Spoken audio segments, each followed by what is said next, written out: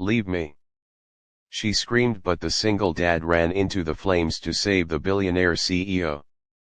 Prologue: the fire that changed everything. Smoke rolled over the night sky like a rising storm. Sirens wailed somewhere far away, too far to matter. The glass tower, the iconic Crescent Skytech headquarters, was burning from the top down. And inside, on the 34th floor, a woman everyone in the city knew by name. Billionaire CEO Alina Ray Kingston was trapped. On the ground, drenched in sweat and ash, a man looked up at the inferno. A man with no wealth, no power, no status. Just a toolbox, a burned jacket, and a little daughter crying behind him. Ethan Cole, single dad, maintenance worker, survivor. The flames were swallowing the building alive. And then he heard her. A faint, broken voice from above, "Please, somebody, help." Ethan swallowed hard. His daughter tugged his sleeve. "Daddy, don't." But fate had already chosen him.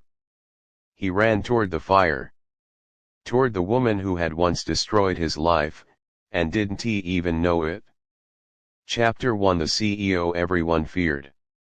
Alina Ray Kingston ruled her company the way ice rules a glacier: cold, massive, untouchable. At 32, she was the youngest self-made billionaire in the region, the face of global tech magazines, the woman with the diamond-sharp stare.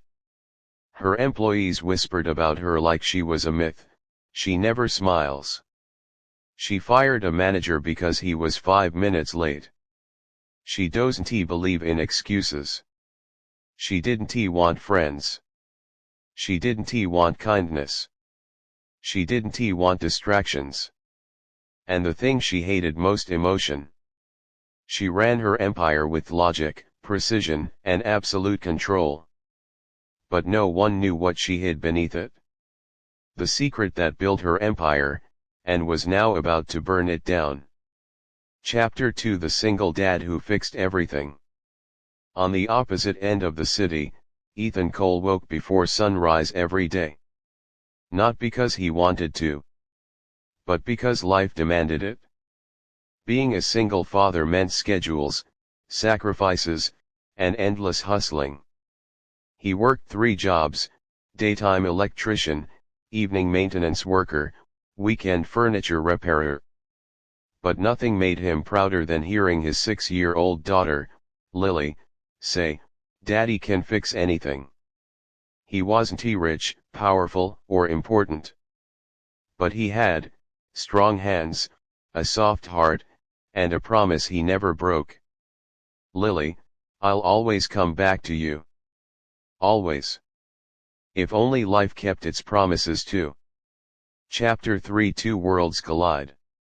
Ethan had just been hired as a contract technician at Crescent Skytech.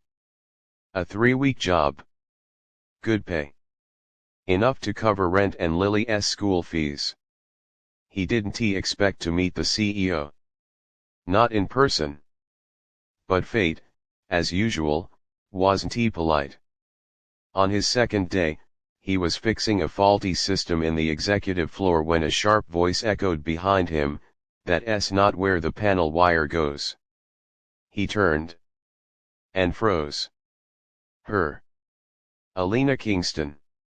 Her heels clicked like judgment with every step. Her eyes scanned him, cold, critical, piercing. "Who approved your work?" she demanded. He held his ground. "My supervisor. I'm following the blueprint." She took the blueprint, glanced at it once, and shoved it back. "The blueprint is outdated. Keep up." Then she walked away, as if he were an inconvenience. Ethan muttered under his breath, "Warm personality." She didn't turn around, but she heard it. She paused. Just for a second. Then kept walking. Chapter 4: The day that should have never happened. It was supposed to be normal. Ethan dropped Lily at school. Came to the tower. Clocked in. Started repairing a system in the top floors. But as he worked, alarms suddenly blared. Fire detected, evacuate immediately.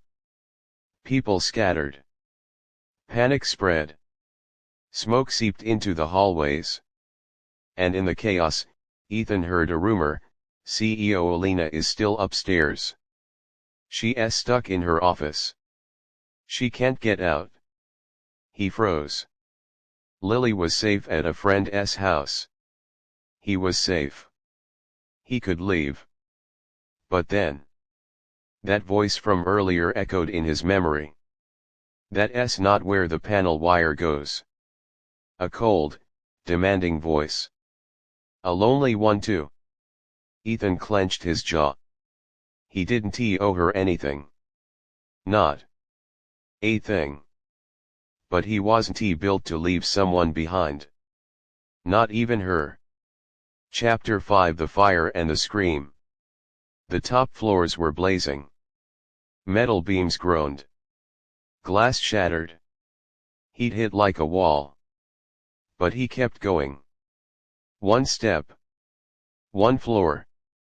One breath at a time.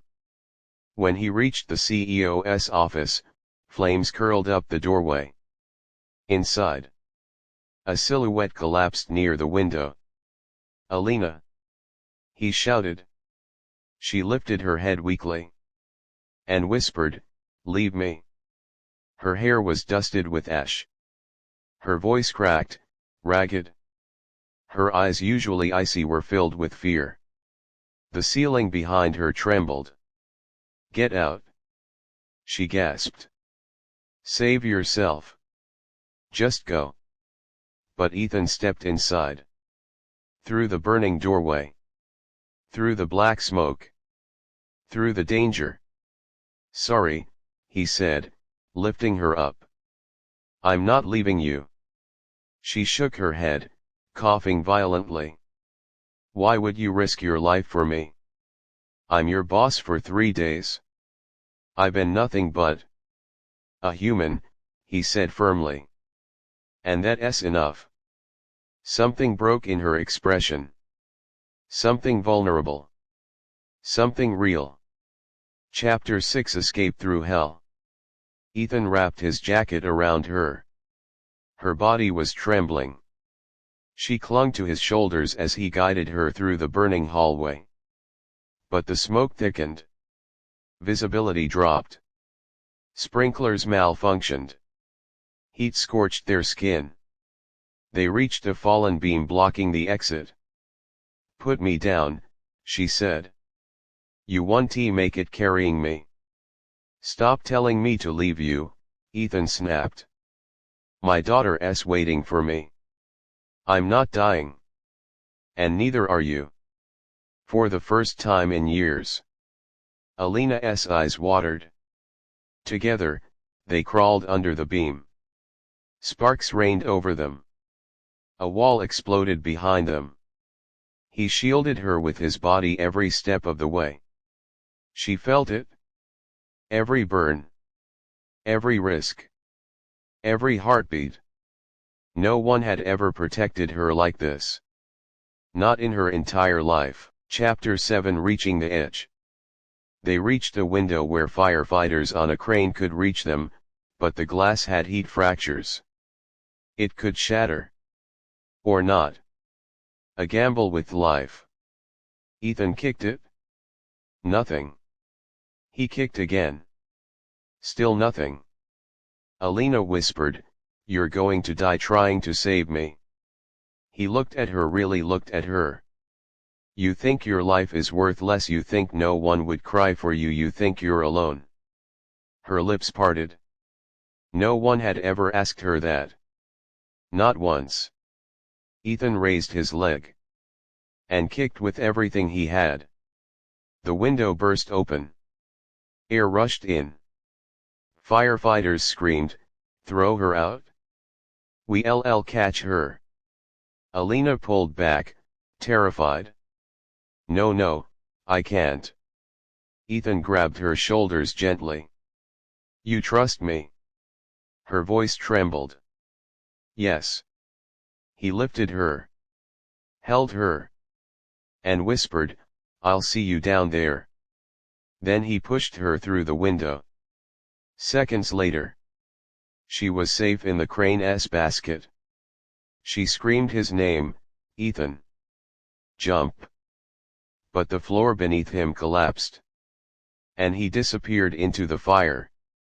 Chapter 8. The world holds its breath. News cameras swarmed. Crowds gathered. The CEO was safe. But Ethan? No one knew.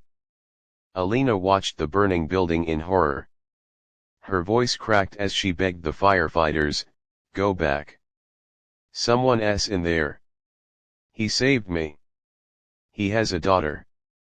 Please. The firefighters tried. But the flames were too strong. Minutes felt like hours. Alina felt her throat dry. Her chest tighten. Her heart ache in a way she never felt. She whispered, breaking, please, please let him live. And then a silhouette emerged from the smoke-filled stairwell. Hurt. Burned. Barely standing. But alive. Alina ran to him. Faster than she had ever run in her life. When she reached him, she grabbed his face with both trembling hands. You idiot, you came out. He smiled weakly. Told you. I don't break my promises. Chapter 9. Recovery, Truth, and Something New. Ethan spent 2 weeks in the hospital. Alina visited every day. Brought food, water, medicine, stories, silence. Sometimes she sat in the chair quietly. Sometimes she talked to Lily, who adored her. Sometimes she watched Ethan sleep with an expression she didn't understand. One day, he asked softly, why do you come here every day? She looked down, struggling. I've never been rescued before, she whispered. No one has ever risked anything for me. Not money. Not time. Not their life. She met his eyes. You changed something in me. Ethan's voice softened. You're not as cold as you pretend. She let out a shaky breath. You're not as ordinary as you think. Chapter 10. A New Beginning. After Ethan recovered, Alina offered him a job. Not a small one. Not charity. Not pity. Head of Safety Engineering, salary triple, full benefits, housing support. Ethan refused it at first. I don't want to be hired because I saved you. You're being hired, she said, because you're the only person I trust. Their eyes met. Slowly. Softly, strangely. Something shifted. Something warm. Something dangerous. Something beautiful. Chapter 11. The first real smile. Months later, on a rooftop the same height where everything changed. They stood together as the city lights flickered beneath them. Alina exhaled. I used to think strength meant being alone. Ethan looked at her gently. And now? She stepped closer. So do you want to know the truth? Her voice lowered. I'm not scared of fire anymore. Why? He whispered. She touched his hand. Because you ran into it for me. He didn't pull away. Instead, he intertwined their fingers.